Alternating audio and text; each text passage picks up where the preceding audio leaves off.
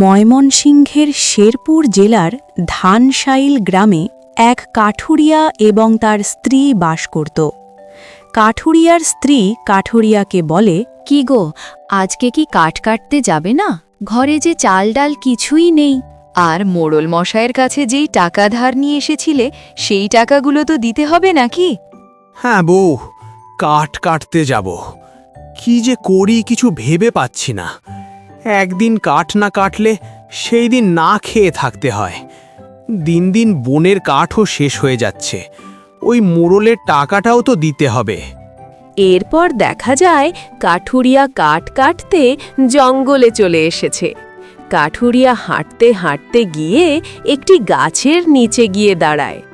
ও কাঠুরিয়া ভাই, আমি এই গাছটিতে থাকি, তুমি এই গাছটি কেটো না, না হলে যে আমার থাকার আর কোনো জায়গা থাকবে না।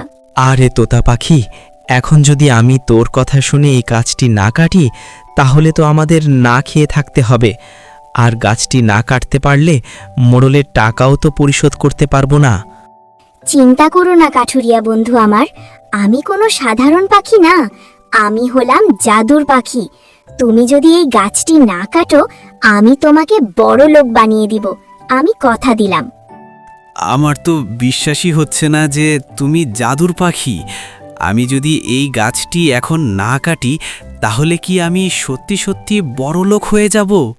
হে কাঠুরিয়া বন্ধু আমার, আমি সত্যিই জাদুর পাখি। তোমার যদি বিশ্বাস না হয় তুমি বাড়িতে গিয়ে একবার দেখে এসো, আমি মিথ্যে বলছি নাকি সত্যি বলছি। তোতা পাখির কথা শুনে কাঠুরিয়া বাড়িতে চলে যায়। বাড়িতে গিয়ে দেখতে পায় তার পুরনো বাড়িটি আর নেই, সেই জায়গায় একটি পাকা বাড়ি। তারপর কাঠুরিয়া তার নতুন ঘরে প্রবেশ করে এবং ঘরে প্রবেশ করেই দেখতে পায় তার বউ বসে বসে ফল খাচ্ছে। বউ, আমার তো এইসব কিছুই স্বপ্ন মনে হচ্ছে।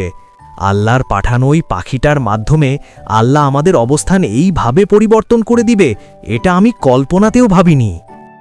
হ্যাঁ গো, আমিও প্রথমে বিশ্বাস করতে পারিনি। এটা কিভাবে সম্ভব?